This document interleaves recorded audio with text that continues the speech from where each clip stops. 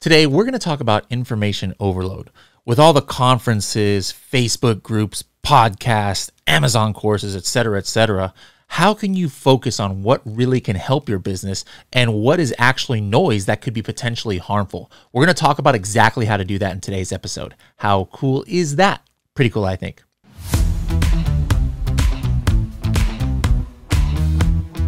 Hello, everybody, and welcome to another episode of the Serious Sellers Podcast by Helium 10. I am your host, Bradley Sutton, and this is the show that's a completely BS-free, unscripted, and unrehearsed organic conversation about serious strategies for serious sellers of any level in the Amazon, Walmart, or e-commerce world.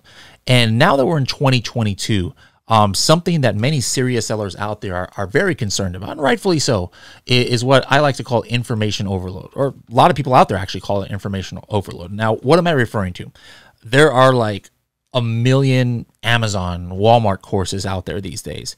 There are so many different Facebook groups. There are virtual assistants, shipping companies, agencies telling you information, a lot of times conflicting about why you should go, with them. There's millions of Facebook groups out there, YouTube channels, etc., conferences, and all these things. So the question is like, how do you get away from getting into analysis paralysis, because you're just going to go take in all this information and you can't actually ever get anything done. And at the same time, if you do come to the decision, I need to kind of like focus on something that's only going to help me. Well, how do you distinguish what is going to help you with what maybe is just, marketing noise or something like that? So I wanted to just address some of that today. And talk about, kind of like the things that I do to kind of block out the noise and some of the issues that I see in this space today, because there definitely are some issues. So let's go ahead and do a deep dive into it. All right. So the first thing we can talk about is let's just talk about Facebook groups. All right. I originally learned a lot about my Amazon knowledge from way before I work at Helium 10, from different Facebook groups and joining them. Facebook groups are great. You can network with people. You can ask questions if you're new. You can share what's working, what's not working. But, for anybody who's been around the Amazon world for like the last 4 years, probably have noticed like me that, some of these groups kind of get out of control. Now there are some groups out there where, the originators of the group have just pretty much abandoned the group, and they still have tens of thousands of members, but it's just a kind of a free-for-all for disinformation and people who are spamming. It doesn't take a rocket scientist to know what groups those are. But then there are other groups where they're seemingly legit. They have full-time moderators, and still you are like wondering like, well, is everything I read here good, or I only want to focus on maybe one or two Facebook groups so I don't just get stuck reading things all day. How do I focus on the right groups? And so one of the most common things that people complain about nowadays is misinformation on replies, right? Like there'll be a new seller who ask a question about something, and then they get replies that are literally wrong, right? Now that new person, obviously the reason why they're asking the question is because they don't know the answer. So that new person could just look at this reply and be like, oh yeah, okay, that sounds reasonable. But it could be something that can negatively affect their business, right? And how would they know? How would you know? So you kind of want, hey, how do I know what's the best kind of Facebooks to get into? And this is not something new, all right? I mean, I've told you guys many times about how I even got hired at Helium 10. This was 4 years ago. I hated to see misinformation in Facebook groups, all right? So I was in these Facebook groups, and people, in 2017, we're saying wrong things, and then I would hop in there like, no, you're wrong. Like, what the heck? You're trying to mislead people, and it was because of me doing that, and because of people giving misinformation, replying to them, that I kind of got on the radar of Helium 10. So this is not necessarily something new. It might seem like it's more widespread because groups that used to be 5,000 members now have 50,000 members. So if there was like maybe 5 posts a month that were bad, and now there's like 500 posts a month that are bad. So it just seems like it's more widespread, which just by definition of the size of of this niche of Amazon, it kind of is. But per capita, I'm not sure if it's that much more widespread than it used to be. But that is something that's always going to be the case. There's people who, with bad intentions, sometimes give the wrong information. There's people who actually have good intentions. They're trying to help this person, but they just they're just misinformed on what the right answer is and they give a wrong answer. So like, how do you determine that? And you know, to you new sellers out there, I'll be straight up. It's kind of difficult. You know, even in the best Facebook groups, you might see some misinformation. But the way that you can kind of like know, you know, are these Facebook groups, you know, moderated and things like that is just check, you know, do they have 24/7 moderation? You can even ask them, do you guys have 24/7 moderation in here?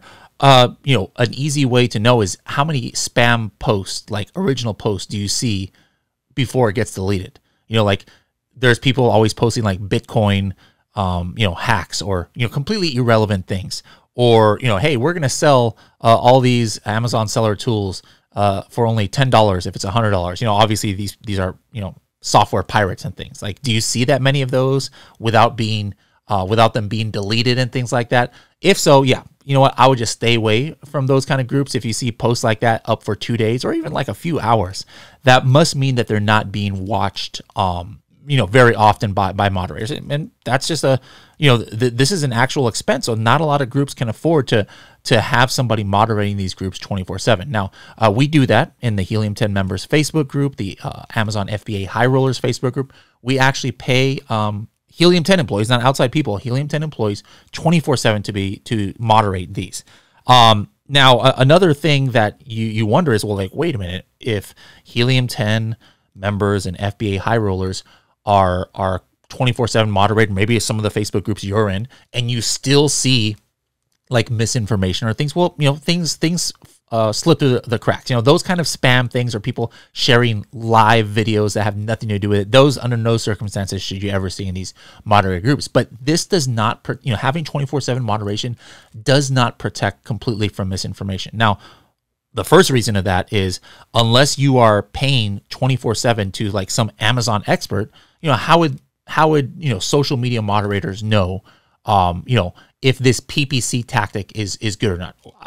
We don't expect Helium 10 employees, every single one, to know those kind of things. You know, there's very few people at the company who would know right from wrong. Now, we actually have, you know, myself sometimes, the other evangelist on Helium 10, like go into the groups and try and weed out some of those. And if we see somebody giving misinformation, we'll suspend them. We'll give them a warning. If we see spam or things, people breaking the rules, you know, there's zero tolerance for that. We just kick them completely out. But I'll just be straight up. I don't care what kind of Facebook group you are in. If it's for open membership, somewhat open membership, misinformation might happen. I mean, we have the Helium 10 Elite Facebook group, right? That's a completely private group. You have to be in the Helium 10 Elite program to be in there. But still, there's people who just have differing opinions on things. And they have zero bad intentions, but, you know, they might give a wrong advice or something that maybe they didn't realize had changed in the terms of service. That doesn't mean the group is bad or that person is bad. It just, you know, means that, you know, not everybody knows every single thing about Amazon at all times, right? So again, the answer to this question is like, how do I know if Facebook groups, you know, are good or not? Just take a look at some of those things about how often it's moderated and are repeat offenders still there? And that brings me to my next point. You know, a lot of times, you know, some of these things we might not even know. When I say we, I mean people in the industry, not just Helium 10, who are in charge of moderating groups and things, might not know that somebody is breaking the rules. Like, for example, if somebody from a group, you know, sees you post something and then they slide into your DMs, you know, a lot of groups that actually is against the rules. And in Helium 10 and FBA High Rollers, that is literally in the terms of service at the very top of the group. That's another way you can see, is a group good or not, is if that's in the terms of service. Like, do not send unsolicited messages, you know, advertising your services. So, but think about that. By definition, DMs are private messages, right? You know, like, we can't see who's sending who private messages. The only way that group moderators would know is if you are reporting them. Right? Reporting them to the moderator. So absolutely do that. If you're in any group, and I'm not just talking about Helium 10, but if you're in anybody's group and that is clearly against terms of service, and somebody sends you an unsolicited message, report them. That's the only way that you can get that to stop it. And then you're doing a public service, because if they're messaging you, I guarantee you they're messaging like 75 other people who maybe are part of your network. So save them from having that unsolicited message, all right, by reporting them. Now, one thing I've noticed is a lot of people just assume, you know, since Helium 10 or or maybe you're in another group out there. Oh, this is the biggest group out there. I'm getting this unsolicited DM. It must be from somebody from this group. But 90% of the time I've seen people report, it actually is not even members of the group. How do you know if they're a member of the group or not? So that you know, did this spammer come from this group or not? Almost every Facebook group, I know Helium 10 members. I'm not sure. I don't know too much about the other groups, but you click on members. There's something in the Facebook app and also on the desktop where you can click on the members. You can actually see who is in that group. So you get a unsolicited DM, go to whatever group you think it came from, hit the members, type in their name, and you'll see, are they a member of that group? If they are, boom, screenshot your message, report them so you can get them kicked out. What you might notice is that just a lot of these groups, or the group that you think that these spammers are coming from, they're not even coming from that group, because a lot of us, myself included, we're members of various different Facebook groups. So just keep that in mind that, before trying to throw, some Facebook group under the bus, is that member really from that group or not, is a good thing to look into. Now, other things about, the Facebook group is do the moderators like post misinformation themselves, or the admins of that group? I would like to think that I don't, as one of the admins of Facebook group. And believe me, if I ever do something that's absolutely, against terms of service, please let me know. I can guarantee you I'm not doing it purposely. But if you see consistently the people who are supposedly the experts of the group posting misinformation, that's another sign to kind of like, stay away from that kind of Facebook group. Now, so many people nowadays assume that, the bad players, the people who are doing these things like unsolicited DMs and giving misinformation, they're all virtual assistants, or, they're all from India, or they're all from Pakistan, or if I see a Chinese name there, I guarantee that they're part of a Chinese freight company who's trying to solicit me. And so you got to be careful with that, guys, because I don't think that stereotyping is fair, and it's just not factual. All right. There have been people from United States, Germany, Europe, Canada, who are giving misinformation, and we treat it all the same. We don't care if you're, from Pennsylvania or from Pakistan, or we don't care, if you're from Germany or Georgia. If you're breaking the rules of the group, we're going to take action. It's not like, we play favorites either side. And then you guys too, just be careful with sometimes the thing I've heard, very insensitive things being said when people stereotype. I don't think you guys all do it on purpose, but just keep that in mind. It's not nice to stereotype, right? And not just the fact that it's not nice to stereotype, but usually you're completely wrong, because somebody from a certain country could have great advice. Somebody could have bad advice. It doesn't matter what country you're from. It happens across the board. So be careful with just with how you get in the groups and the things you say, because it's not like one country is more or less as far as the bad players than the other. It can happen anywhere. A couple of other things I want to talk about is, and this is the tough one. And I can't speak for other groups, but I'm assuming it's a very similar thing in other groups. Is people sometimes want to make a name for themselves, and even if they're not actively spamming you or advertising their services or DMing you, right? What I've seen happen sometimes is they do it indirectly, where everybody out there with half a brain knows that this person is just advertising for their services, right? They do it in very slick ways, and you got to be careful about this. Where they'll post like, screenshots, and they don't advertise their service. They don't say, hey, go to this website, sign up for my services. But they say, I just want to share with you guys a big success for one of my clients. Look at this. So like, are they really advertising? They kind of are. And we all know that, like, my clients or my students did this, or my student, let me show you the screenshot from my student. And so the problem we have is, it's like, what do you do about this? Let me tell you, I used to do that, but I'll tell you right now, I did not have the intention of trying to make a name for myself as far as trying to get clients. Like, I wasn't hoping somebody would DM me and I can get a client, because as you guys may or may not know, I used to be a consultant, basically like a virtual assistant for Amazon sellers before I worked at Helium 10. I'll tell you right now, I never signed up one person in the history of my pre-Helium 10 days as a client of mine that came because of my advertising on Facebook. My only clients I had were like personal friends or people from masterminds and my groups were like 95% of my business probably came from like less than 10 people, right? So there's a case where I would post things and I had zero ulterior motives. I actually did not want to sign up anybody.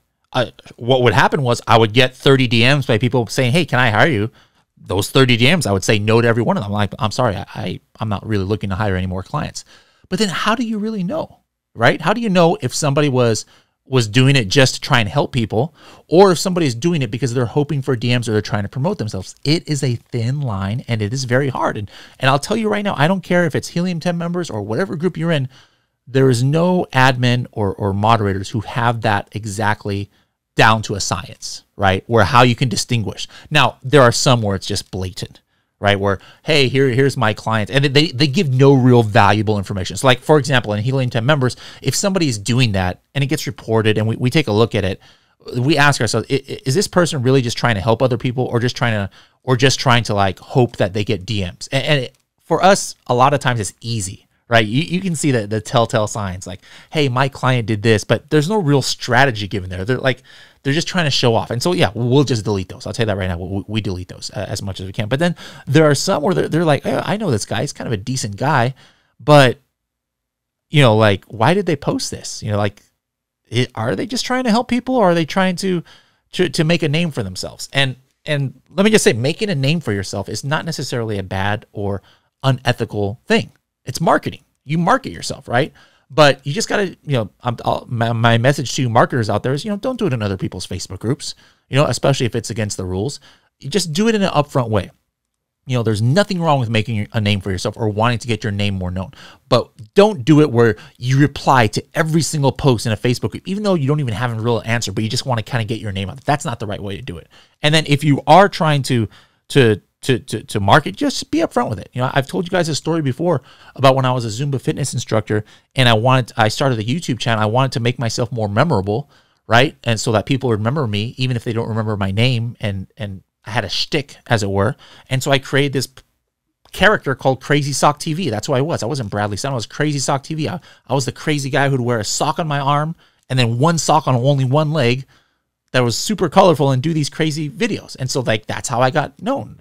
Got tens of millions of views, but I was very upfront with it. Every time people would ask me, like, why did you do the Crazy Sock TV? I was like, hey, I just want to be memorable. Like anybody can make Zumba videos, but I just want to make myself kind of memorable. I was very upfront with it. So if you're upfront with it, then, it's good. But if you're one of those sneaky people who's just has these tactics on trying to always reply to posts just to get your name out there, or make posts that really aren't helpful to people, believe me, guys, people can see through that, and we can see through that, and we'll block you. But it's not 100%, because sometimes people are so good at it, you don't really know what this person's intentions are. So that's my first thing. I just like a question for you guys out there. You can make a post about this in the Helium 10 members group, but I really want to know your viewpoint. What would you like for like our group or any Facebook group out there? Like, how do you want those kind of posts moderated?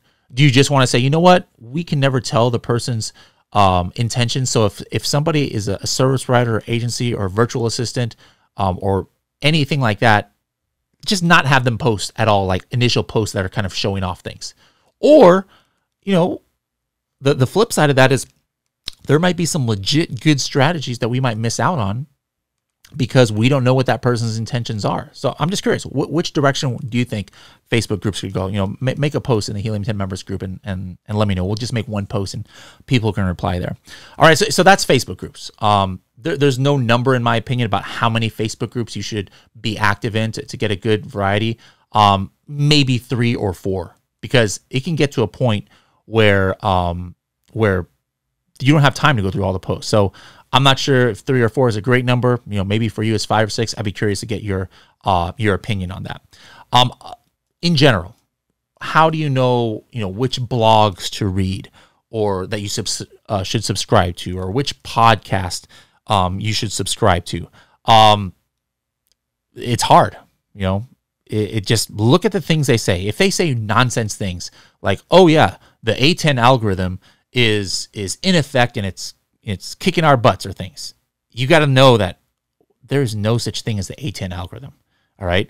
I don't know if that was started as a joke or somebody like legitimately thought there was a such thing as the A10 algorithm. I mean, A9, unless I'm just having a brain fart here, that's like the name of one of the subsidiaries of Amazon, right? Is the people who make up the algorithm. The company is actually called A9.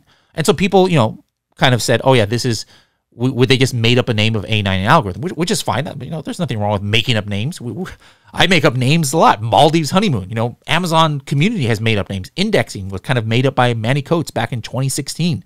The honeymoon period, that's not an Amazon term, but everybody knows these are kind of made up terms. But if you see podcasts and blogs trying to like publish things as, oh yeah, this is official, there is an A10 algorithm, that's probably a sign that this is not a great source of information. If people are not upfront, or they try and push things as fact that is just opinion, or they trying to make the new names seem like these are official things that Amazon has released. So just be careful of things like that. But there's tons of great blogs out there. And I'm not just talking about the Helium 10 blog, which, in my opinion, obviously is the best, but I read other blogs too, not even Amazon related. So, but again, slow your roll so that you don't get caught in information overload. All right. If you subscribe to like 17 different blogs, that might not be a good move, even if all 17 of those blogs have nothing but good information. All right. You've got to have a balance between the information you take in and then the action you take. Ooh. That could be like one of those Instagram story like quotes or something. I just forgot what I said, so I can't even repeat it. I'm gonna have to watch the replay of what I just said, but that sounded pretty good. But it's true. People sometimes say, "Oh, there's no such thing as too much good information." Well, guess what, guys? There is, when it comes at the cost of you actually taking action. Holy crap! Was that another quote that I just did? Oh my goodness, I'm full of quotable things today. But it's true. You could sit there and listen to all the best podcasts in the world, but is it really of value to you if you don't actually take action on what you're learning? So again, find your sweet spot, and everybody's different. Everybody's different. Like if you have a full-time job, your sweet spot might be, hey, I can only listen to one podcast or one blog, a week. That might be it. If you have all the time in the world, maybe that number is like 6 or 7 or 8. Find that sweet spot about how much good information you can take in without it actually coming at the cost of not taking action on your Amazon or Walmart business. For me, like I honestly don't listen to any other podcasts anymore other than, AM, PM podcasts and our own, because I don't drive anymore. I used to listen to tons of podcasts, not just, Amazon related, actually mostly not Amazon related, because I would drive an hour each way to work. Now at Helium 10's a remote company, I literally barely drive at all. Matter of fact, I need to cancel my Audible account because I used to listen to like a bunch of Star Wars and Star Trek books and things like that. But since I don't drive, I just don't listen to podcasts anymore. But anyways, find out what are the good podcasts. Like who has the guest that you can most relate to, or who has guests that almost always talk about things that you're interested in. What happens sometimes is that, maybe all of the guests that somebody has, you can't really relate to them. Like if somebody's has nothing but Etsy guests and you never want to sell on Etsy, well, probably don't listen to that podcast, right?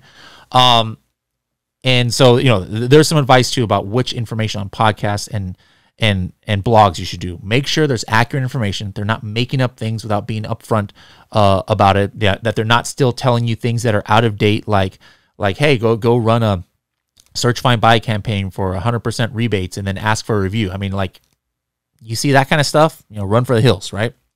I'm going back to what I was talking about earlier with some people saying, oh, it's virtual assistants or things that are ruining Facebook groups or things like that. First of all, it's not necessarily.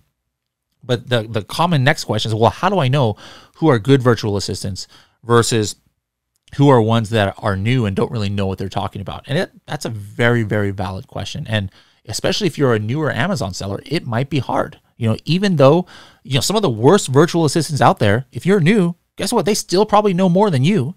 And you would not know any different that something they say is right or wrong. So I'm not going to go too much into detail on that. That's why I did the previous episode.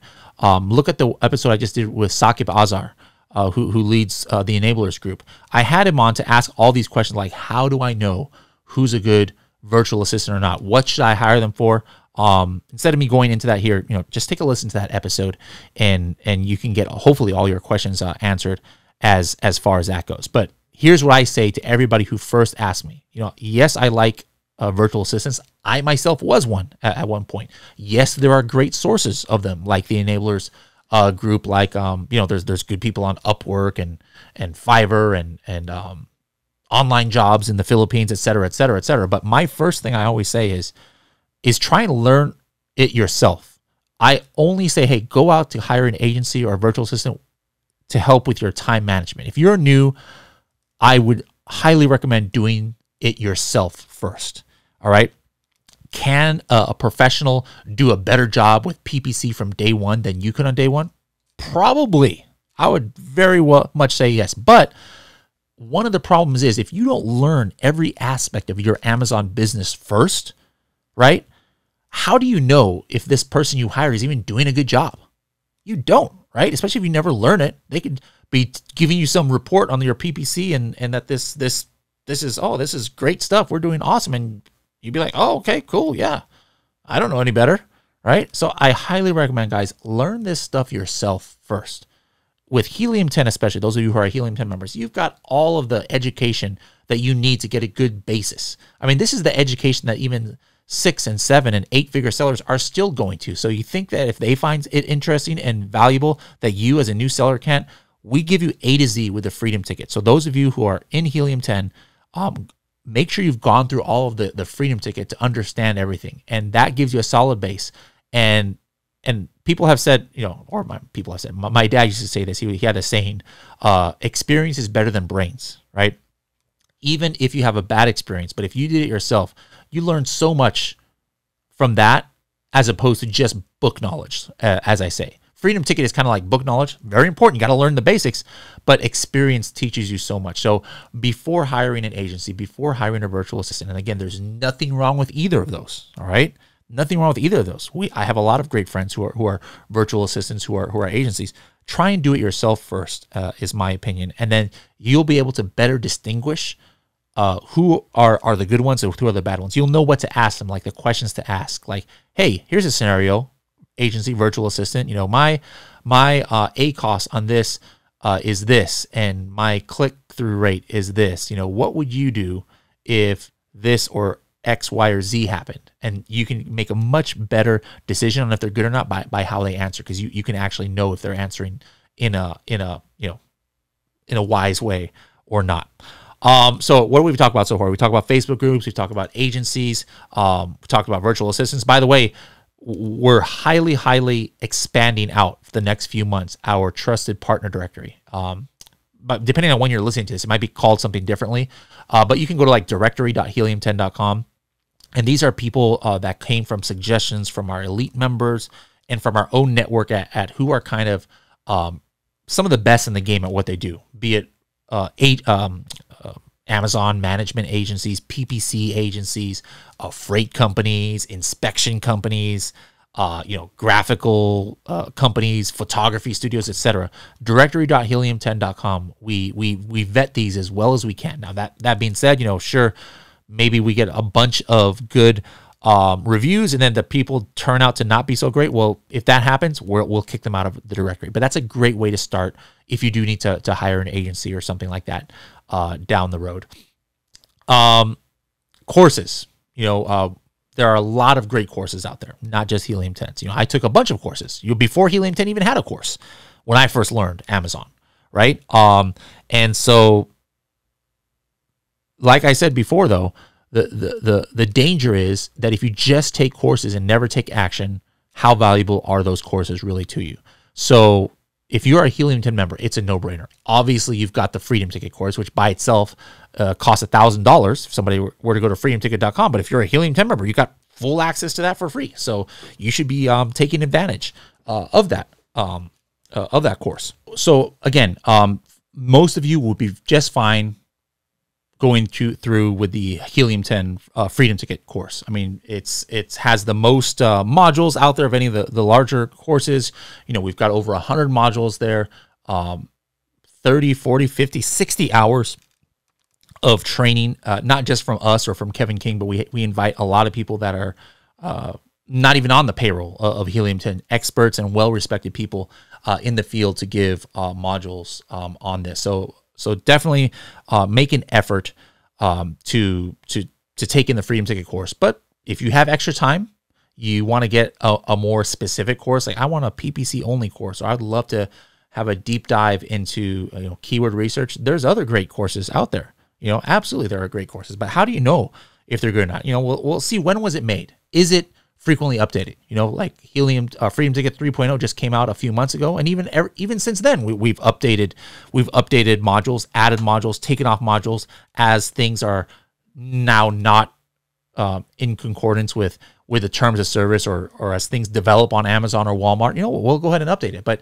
if you see a course out there and it's like the same exact thing that has been there for 3 years, guess what? That course probably is not going to be very beneficial for you, because as we know, things on Walmart and Amazon change all the time. So go with one that is frequently updated. Is there a too much to pay or not enough to pay for a course? No. I mean, I know there are some $4,000, $5,000, $6,000 courses out there. A lot of people have taken those and been successful. So I'm not going to say, oh, just because it costs $1,000, it's not going to be good.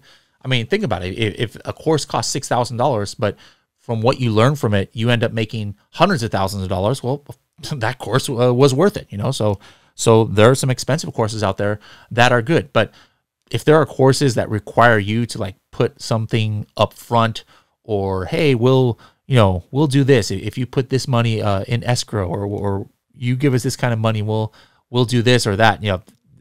I'd be weary. I'm not sure what the word is there, but of those kind of offers. So know what you're getting into first. Of course, if anybody has a money back guarantee, that's always a good thing.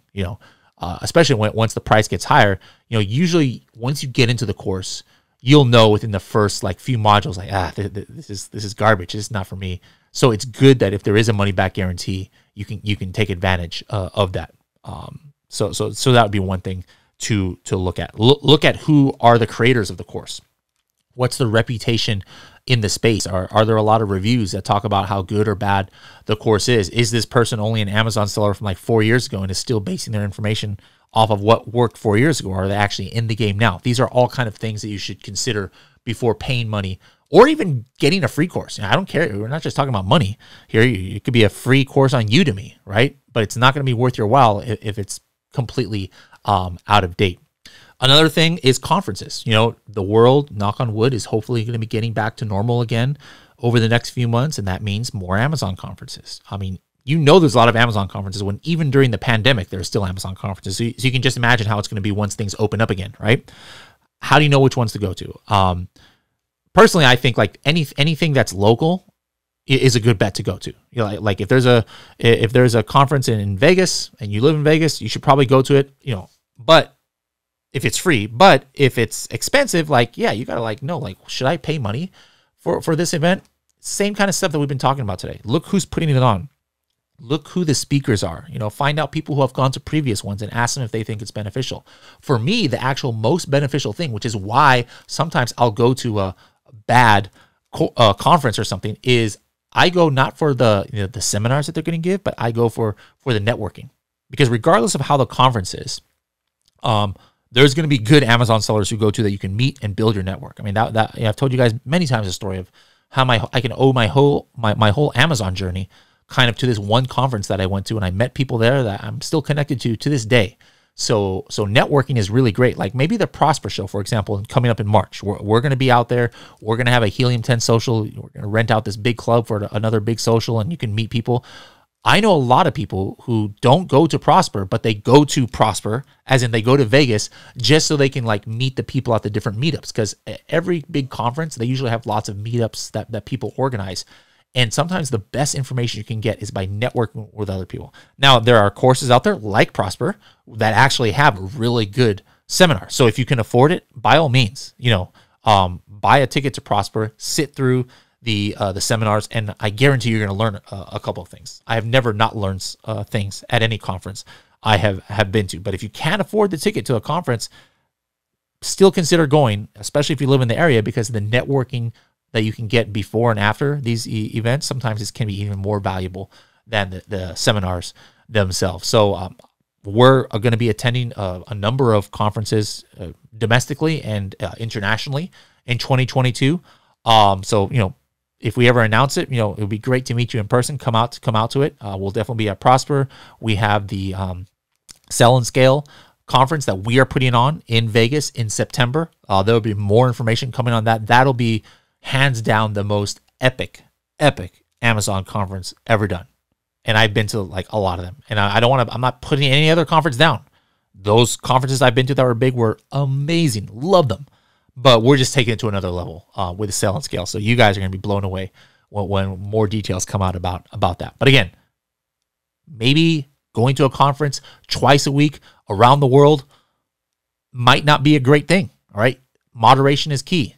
Don't do things. Again, the theme of today is don't do things that come at, no matter how good they are, that come at the cost of actually taking action. So find what number works for you. Make sure that if you do go to these things, that you do participate in the networking events.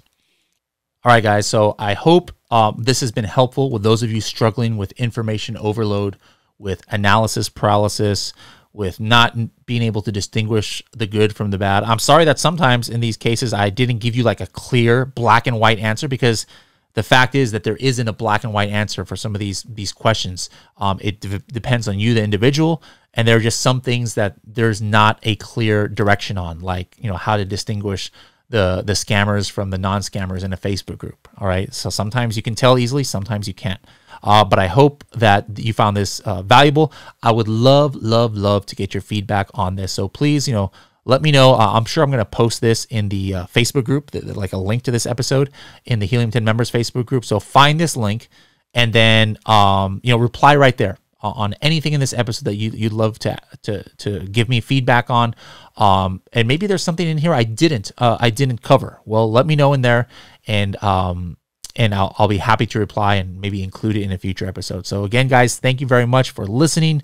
Don't forget to subscribe to all of our podcasts, AM, PM podcasts, Serious Sellers podcasts, mainly on Apple Podcasts app if you have an iPhone, or if you don't have an iPhone, you can always try Spotify as well. Leave a review if you haven't. Let us know what you like about this episode or what you don't like. We'd love to get your feedback. It helps us, to keep this show as relevant as possible to you. If you guys are not Helium 10 members, you don't know what this freedom ticket or some of these other things are that we're talking about, make sure to sign up at helium10.com. You can sign up for a free account. If you want to hop in right away, start taking freedom ticket, you can use the discount code SSP10 in order to get 10% off for life on your Helium 10 account. So guys, thank you very much for tuning in, and we'll see you in the next episode.